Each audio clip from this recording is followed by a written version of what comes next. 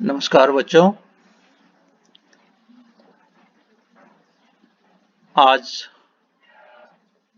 मैं आप सबको वसंत भाग 2 7वीं कक्षा पाठ 1 हम पंछी उन्मुक्त गगन के कविता के संदर्भ में अध्ययन करवाना चाहते हैं। जैसा कि हम लोग पिछले वीडियो में आपको हमने बताया था, हम पंछी उन्मुक्त गगन कविता के कवि श्री मंगल सिंह सुमन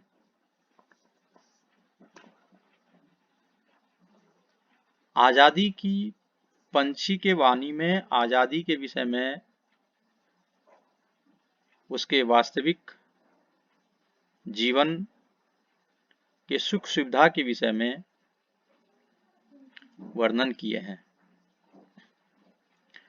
जैसा कि हमने पिछले वीडियो में देखा और आपको हमने बताया कि पंछी जो पिंजरे में बंद है वह गुलामी की जंजीर से जकड़ा हुआ है। बंद होने का मतलब है गुलाम होना, और जब पिंजरे से बाहर आ जाती है पंछी तो वो उसे आजादी महसूस होता है, और जब आजादी महसूस होती है तो खुले आसमान में, आसमान की ऊंचाइयों तक उड़ उड़कर अपनी सारी इच्छाओं को पूरा करते हैं। कवि पक्षी के माध्यम से हमें गुलामी और आजादी के जीवन का वास्तविक रूप, वास्तविक सुख सुविधा के विषय में हमें जानकारी दिए हैं। हम इस पाठ से आजादी और गुलामी के वास्तविक सुख सुविधा को ही समझ पाए हैं कि गुलामी क्या होती है और आजादी क्या होती है। पिंजरे में बंद होकर सोने की पिंजरे में बंद होकर सोने की कटोरी में जितने अच्छे से अच्छे भोजन हमें मिल जाए तो वह हमें बंद कमरे में, बंद कमरे का अर्थ है जिस तरह से पंछी पिंजरे में बंद है, तो हम अपने जीवन को भी उसी रूप में यदि देखें तो बंद कमरे के अंदर यदि हमें खाने पीने के लिए अच्छे अच्छे भोजन दे दिया जाए तो वह हमारे लिए अच्छा नहीं है, वह हमारे जीवन के लिए सुखदायक नहीं है। और ठीक उसी प्रकार पंछी के मन में भी, पंछी की इच्छा भी उसी तरह से है कि उसे पिंजरे के अंदर सोने की कटोरी में जितना भी अच्छा से अच्छा भोजन दे दिया जाए उसे वह अच्छा नहीं लगता। उससे अच्छा खुले वातावरण में आजाद होकर नीम की कड़वी निवोरी खाना अच्छा लगता है।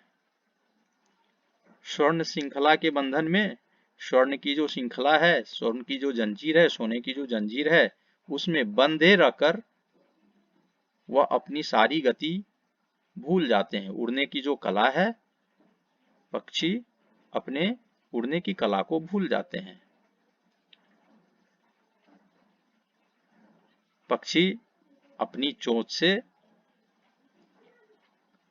अनार रूपी तारे को आसमान में चुगना चाहती हैं, उड़ उड़कर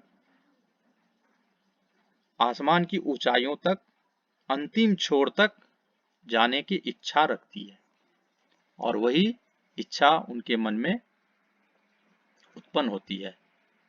तो इसी संदर्भ में हम इस पाठ से संबंधित कुछ प्रश्न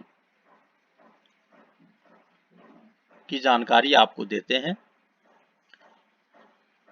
सबसे पहले इस कविता के कवि का नाम क्या है? इस कविता अर्थात हम पंछी उन्मुक्त गगन के कविता का कवि का नाम क्या है? तो इस कविता के, यानी हम पंछी उन्मुक्त गगन कविता के शीर्षक पाठ के कवि का नाम क्या है बच्चों? शिव मंगल सिंह सुमन। परीक्षाओं में आपको इस तरह के प्रश्न पूछे जाएंगे, एक दो पंक्ति दे दिए जाएंगे और यह पंक्ति किस पाठ का है, इसके कवि का नाम क्या है, इस तरह से प्रश्न पूछे जाते हैं। इस कविता के कवि का नाम क्या है। तो प्रस्तुत पाठ हम पंछी उन्मुक्त गगन के कविता का कवि का नाम शिव मंगल सिंह सुमन है, याद रखिए। अगला प्रश्न है, पक्षी कैसा जीवन जीना चाहते हैं। पक्षी कैसा जीवन जीना चाहते हैं, बताइए। पक्षी कैसा जीवन जीना चाहते हैं। आजाद स्वतंत्र जीवन जीना चाहते हैं। यस, पक्षी स्वतंत्र जीवन जीना चाहते हैं। वह पिंजरे में बंद होकर के जीना नहीं चाहते, किसी के गुलाम में रह करके अपना जीवन जीना नहीं चाहते। हम सब का भी इच्छा यही होता है, हम सब भी आजाद रहना चाहते हैं। इसीलिए पक्षी के भाव में कवि इस कविता में हमें पक्षी के माध्यम से हमें यह ज्ञान वर्धन कराते हैं, शिक्षा देते हैं कि हमें भी किस तरह का जीवन जीना चाहिए, स्वतंत्र जीवन जीना चाहिए।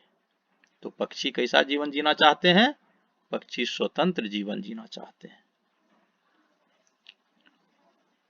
अगला प्रश्न है, पक्षियों को किस प्रकार का जल पीना अच्छा लगता है।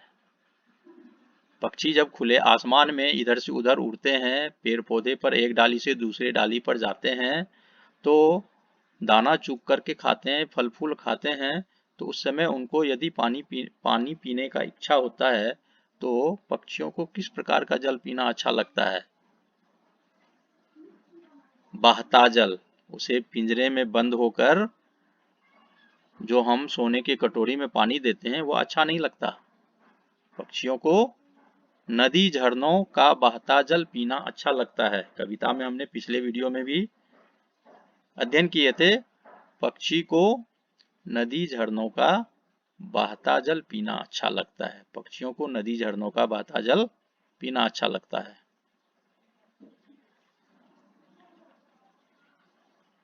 नेक्स्ट में है, पक्षी उड़ते उड़ते किसे छू लेना चाहते हैं। पक्षी उड़ते उड़ते किसे छू लेना चाहते हैं, यानी पक्षी जब पिंजरे से बाहर होता है, अपने घोंसले से बाहर होता है, वह आसमान में जब उड़ते रहता है, तो उसे किसे छूने की इच्छा होती है। हमने पिछले वीडियो में भी आपको बताया था, पक्षी उड़ते उड़ते आसमान की ऊंचाइयों को छू लेना चाहते हैं।